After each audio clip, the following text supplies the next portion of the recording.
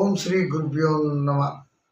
శ్రీ పరాభవ నామ సంవత్సరం మే నెలలో మేషరాశి వారికి ఏ విధంగా ఉంది?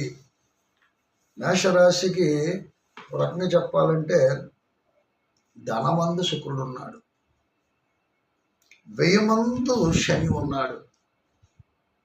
వ్యయమందు శని నెగిటివ్, ధనమందు శుక్రుడు పాజిటివ్. అయితే మనకి కొన్ని హెచ్చరికలు జారీ చేస్తున్నాడు.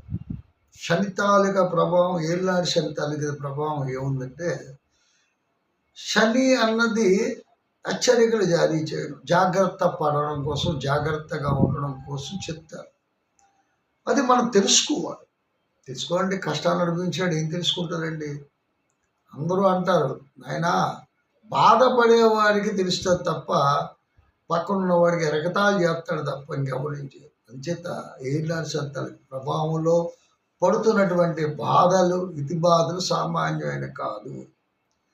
అంటే నిందలు, అపవాదములు ఎన్ని ఉన్నా మేషరాశిలో ఉన్నటువంటి విధానం ఏముందంటే, ధనమందు శుక్రుడు, ద్వితీయాధిపత్యములో గురుడు,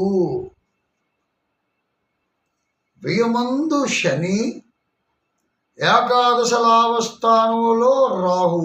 చాలా మంది వాడు రాహు తాలూకది లాభస్థానం.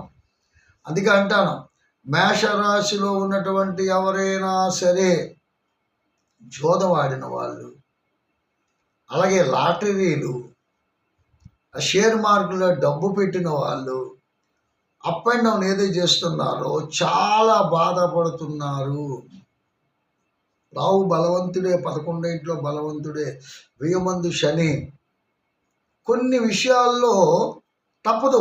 ఏది, ఒక పోలీస్ స్టేషన్కి కూడా వెళ్ళే పరిస్థితి తప్పదు.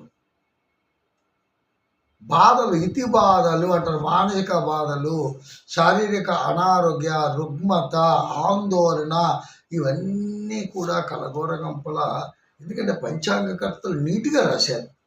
నాయనా మే నెలలో మీకు ఏ విధంగా ఉంటుంది?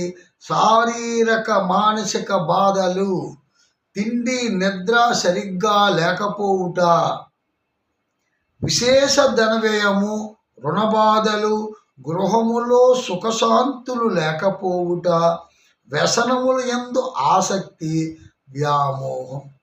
ఇది పంచాంగకర్తలు రాసినటువంటి విధానం. మరి ఎందుకు అలా రాస్తున్నారంటే వాళ్ళ క్యాల్కులేషన్ ఉంటుంది.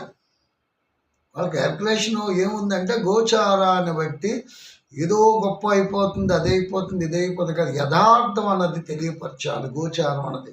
ఇది ఎంతవరకు అంటే, మీ జాతక పరిశీలనలో లగ్న ప్రమాణాలు బట్టి మన జాతక పరిశీలన తీసుకుంటాం. ఈ గోచారం కంపేర్ చేస్తున్నప్పుడు ఆ గోచారానికి ఈ గోచారానికి మనకి క్యాల్కులేషన్ చేసుకోవాలి. అది ఎలా నడుస్తుంది, ఇది ఎలాగా ఉంటుంది, 60-70% ఇది ఉంటుంది. కానీ దాని మీద ఎఫెక్ట్ పడుతుందా లేదా, దానికి దీనికి ఏమైనటువంటి వ్యతిరేకత ఉందా, లేకపోతే పరిగెడుతూ సమానంగా ఉంటుందా అని తెలుసుకోవాలి.